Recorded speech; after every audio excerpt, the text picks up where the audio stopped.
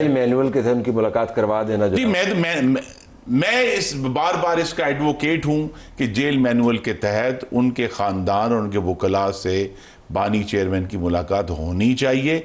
उसके अलावा अगर इनका कोई और एजेंडा है और यही नहीं, वो एजेंडा तो फिर बात की बात है, आप मुलाकात ही नहीं करवाते हैं तो फिर मुलाकात हो जाएगी मेरे ख्याल में, ज्यादा दूर नहीं है। मेरे ख्याल में जितनी कॉलें दी हैं उतनी मुलाकात के आपने वादे भी किए हैं। वैसे हमारे पास इससे बहुत बड़े इश्यूज हैं, लेकिन इन्होंने टेररिज्म पे बात की है। बलोचिस्तान की शायद गवर्नेंस के हालात जो हैं वो फ़र्क है, लेकिन अगर आप खैबर पख्तूनख्वा में देखें, कल मैं पुलिस के शोधा के इवेंट पे गया था और वहाँ पे यही जो है वो बात हुई। एक सीनियर पुलिस वाले से पूछा कि इशू क्या है। इशू ये है कि सिविल और जो मिलिट्री लीडरशिप है वो एक पेज पे नहीं आ रही और उसका नुकसान है, यानी प्रोविंशियल गवर्नमेंट और जो फेडरल फोर्सेस हैं, सिविल और मिलिट्री दोनों कैसे आएंगी जब continuously eyeball to eyeball conversation है।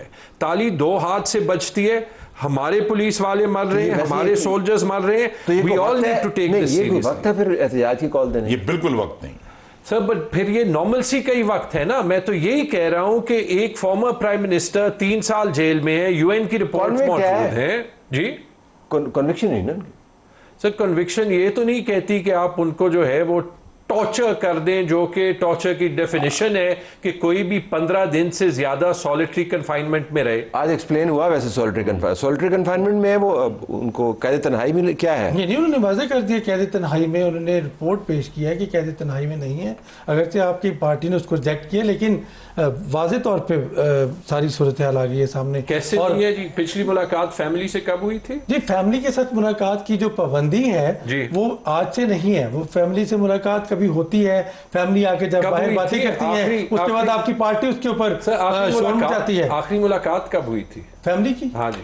खान साहब जेल से हॉस्पिटल में आए, हॉस्पिटल में आके वो कहते हैं मैं बिल्कुल ठीक हूँ। डॉक्टर का शुक्रिया अदा। एक मिनट, डॉक्टर का सर मेरी बात सुनिए। डॉक्टर का शुक्रिया अदा करें सर। अब देखिए, why does it take 10 times for me to ask a journalist a question? Doctor का और जवाब दे रहे थे। डॉक्टर का शुक्रिया अदा करते हैं मैं ठीक हूँ, आपकी पार्टी कहती है वो ठीक नहीं है।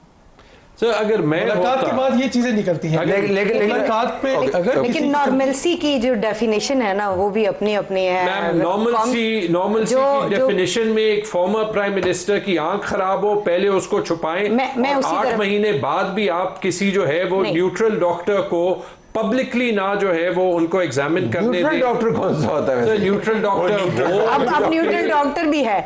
मैं जो बात कर रही हूं, झगड़ा साहब माजरत, जिस डॉक्टर का नाम इन्होंने दिया अथॉरिटीज को, उसी डॉक्टर ने मैं असल में नॉर्मलसी की डेफिनेशन और शौकत खानम वाले जो हैं वो पीटीआई आंखों के डॉक्टर नहीं थे। उनसे पूछा गया कि जनाब आप सजेस्ट करें, आपका नाम दिया गया, उन्होंने सजेस्ट किया अल शिफा अस्पताल के ये वाले साहब डॉक्टर आएंगे, उन्होंने चेक किया। जब आपने 5 दिन एक बीमारी छुपाई, एडमिट ही नहीं किया कि आप फॉर्मर प्राइम मिनिस्टर को शिफा हॉस्पिटल ले गए हैं। कॉन्टेक्स्ट हम किसकी बात कर रहे हैं? इनके प्राइम मिनिस्टर ने 4 साल कैद एवनफील्ड अपार्टमेंट्स में चुनी है, में जो है वो गुजारी है। It's not a big deal. Faisal Sultan साहब जो हैं वो 5 बार गए हैं। फैसल सुल्तान साहब भी हेल्थ मिनिस्टर रहे हैं पाकिस्तान में। उन्होंने सिविल मिलिट्री लीडरशिप के साथ पूरी कोविड की कैंपेन लड़ी है।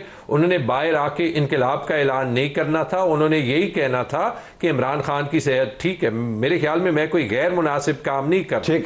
क्या फैसल सुल्तान ने ये कहा था कि आंख के मामले में मत पड़िएगा, शर्मिंदगी होगी, क्योंकि वो ठीक है?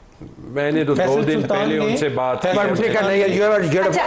नॉर्मलसी की बात। नॉर्मलसी की जो डेफिनेशन है वो अपनी अपनी है। पीटीआई का नॉर्मलसी ये है कि वो 27 सितंबर को जो है वो एक पीटीआई की नॉर्मलसी बिल्कुल नहीं है। आप मुझे बात तो करने दीजिए ना। मैं आप ही की बात कर रही हूँ, मैं आप ही की बात कर रही हूँ।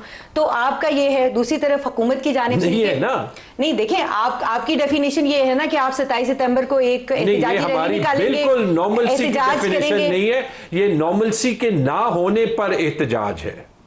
तो आप नॉर्मलसी चाह रहे हैं तो इसलिए एहतजाज कर रहे हैं, और हुकूमत जो है वो नॉर्मलसी चाह रही है तो इसलिए आपको मीटिंग के लिए बुला रही है, आपके साथ मुलाकात की बात कर रही है। I hope it is successful. तो पता नहीं अब ये पीटीआई और जो हुकूमत की मुलाकात है, तलत साहब ये मुझे तो पीपल्स पार्टी के लिए भी कोई मैसेज लग रहा है। मुलाकात नहीं करेंगे, आपका तो स्टैंड मीटिंग के ऊपर बड़ा वाज़ेह है। आप कहते हैं कि जब तक इमरान खान से मुलाकात नहीं होगी, इंस्ट्रक्शंस नहीं है कि हम मीटिंग नहीं करेंगे, तो न जाने किस मीटिंग की आप फिर बात करते हैं। I don't understand. मैं ये ब्रेक में जाता हूँ, मीटिंग तो करा दें। नहीं, आपका मानना ये है कि जब तक इमरान खान उसको सैंक्शन नहीं करेगा तब तक मीटिंग नहीं हो सकती, हुकूमत के साथ टॉक्स नहीं हो सकती, एहतजाज पर डायरेक्शन पे तो जो है वो हो सकती है। Let me take a break है, ब्रेक के बाद वापस आते हैं कि ये जो सारा गोरख धंधा है, क्या वक्त गुजारने का तरीका है या इसका कुछ सिरा पकड़ा जा सकता है, बिलखुसूस ऐसे वक्त में जब पाकिस्तान गंभीर मसाइल के अंदर उलझा हुआ है। हम ज़रा बात कर लेंगे बातचीत की, ज़रा बातचीत के ऊपर वापस आइए। वाक़तन हुकूमत के पास आपको वो मैंडेट लगता है कि पाकिस्तान तहरीक इंसाफ की छोटे छोटे मामला से लेकर बड़े बड़े मामला तक उनको एड्रेस कर पाए? छोटे मामला में प्रोसीजरल मामला हैं, मुलाकात करवानी है, बड़े मामला हैं कि आपने इमरान खान की रिहाई के लिए कोई राह निकाली, ऐसा मैंडेट आपको लगता है हुकूमत के पास मौजूद है? अब तहरीक इंसाफ तो सोच रही है कि मोहसिन नकवी से मुज़ाकरात कर लिए जाए।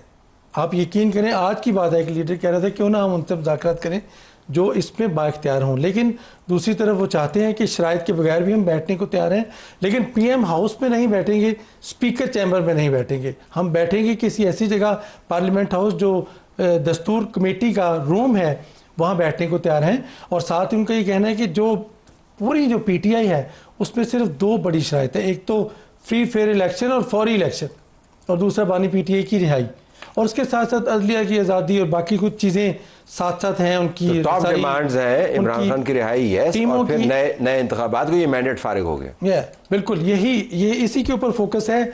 महमूद अतिकज़ई जिसको बाइख्तियार बनाया हुआ है, और अल्लामा नासिर अब्बास, उनका तो फ्रेम है कि अवाम की ताकत, पार्लियामान की ताकत, इसके साथ साथ वो जो मैंडेट लिया गया वो वापसी होमवर्क कर रहे हैं, लेकिन वो कह रहे हैं हम बात वहीं से आगाज़ करेंगे जहां से ये सिलसिला टूटा था। लेकिन प्राइम मिनिस्टर हों, चूँकि राना सनाउल्लाह के पास भी आ गए हैं, फिर एक मज़े की बात है, वो चाहते हैं राना सनाउल्लाह के घर में भी नहीं करनी, क्योंकि वो अपोजिशन लीडर का घर है असल जहाँ पे वो रह रहे हैं, लिहाजा हम वहाँ नहीं जाएंगे। सुपर मार्केट में कौन सी वो जगह है जहाँ पे सारे लोग मौजूद थे, वहाँ पे कर ले, कोई जगह मुलाकात कहीं पे की जा सकती है, बट पार्लियामेंट में क्यों नहीं? वैसे बिल्कुल पार्लियामेंट में होनी चाहिए, स्पीकर के चैम्बर के। देखिए मेरे ख्याल हाउस में क्यों नहीं? इतनी गॉसिप तो मेरे पास नहीं है जितनी इनके पास है। गॉसिप नहीं, इन्फॉर्मेशन दे रहे हैं आपको।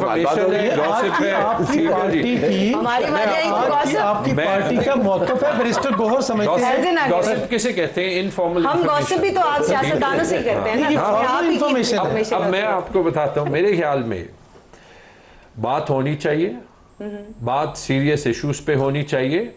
जब सिस्टम कोलैप्स हो जाता है और प्राइम मिनिस्टर के 12 से 18 घंटे काम करने से भी कोई फर्क नहीं पड़ता, तो वाकई बात करने का टाइम आ गया। And I am also saying this seriously, right, in the sense के आप बात करेंगे, अगर ये 4.5 साल बाद हम यहाँ पे पहुंचे हैं तो then let's understand.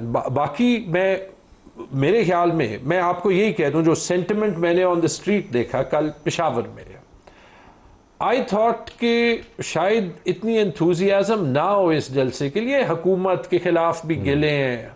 It's interesting, जब आप सड़क पे देखते हैं तो जो लोगों की आंखें चमकती हैं, यार मैंने तो कुछ नहीं किया, मैं तो मिनिस्टर भी नहीं हूं ना, मैं तो हुकूमत में भी नहीं हूं।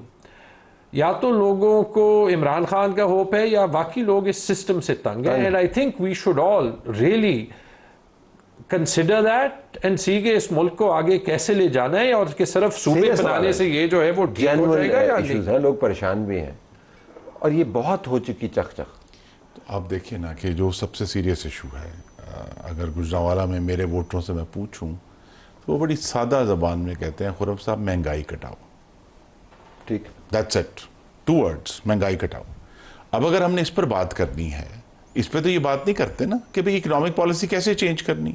अब पार्लियामेंट का तो असल काम यही है ना कि हम इस पर गौर करें कि अगर इस निज़ाम में से महंगाई घटाओ का रिजल्ट दुरुस्त नहीं आ रहा तो कैसे लेना है, ठीक, या गवर्नेंस के इश्यूज जो हैं, क्या इन्होंने अब 13वां साल जा रहा है या 13 से ऊपर हो गया, क्या KP में जो डिलीवरी की थी उसके क्या रिजल्ट हमें बता दें कि जी सेहत इस तरह डिलीवर होनी है, तालीम इस तरह डिलीवर होनी है। गैर मामूली हालात भी तो है ना। तो गैर मामूली हालात वफाक के सामने भी हैं, जिसको 2 सूबों में दहशतगर्दी का सामना है। तो अगर हमें नॉर्मल सी रिस्टोर करनी है तो फिर हमें पहले बैठकर दहशतगर्दी का हल ढूंढना है आपस में बैठ के, और दूसरा हमें फिर बैठ के इकोनॉमिक पॉलिसी पे, जैसे झगड़ा साहब जैसे लोग हैं जो इसके ऊपर एडवाइस कर सकते हैं। तो इसमें तो इमरान खान की रिहाई भी कोई नहीं है, इसके अंदर नए इंतखाबात भी कोई नहीं है, इसमें महंगाई आपने डाल दी है, तो उनकी डिमांड तो बिल्कुल खारिज हो जाती है। इमरान खान साहब की हद तक सिर्फ मैं फिर दोहरा दूंगा कि उनके जो हकूक हैं बतौर एक कैदी के, वो उनको मिलने चाहिए, उसके आगे उससे ज्यादा तो और क्या बात है। माजरत के साथ कि आपने कहा कि इकोनॉमिक पॉलिसी पर जो है वो पीटीआई हमारे साथ नहीं बैठती। आज 3 3 साल हो गए इस हुकूमत को, तो क्या जितनी आपने पॉलिसीज बनाई उनमें पीटीआई आपके साथ बैठी है?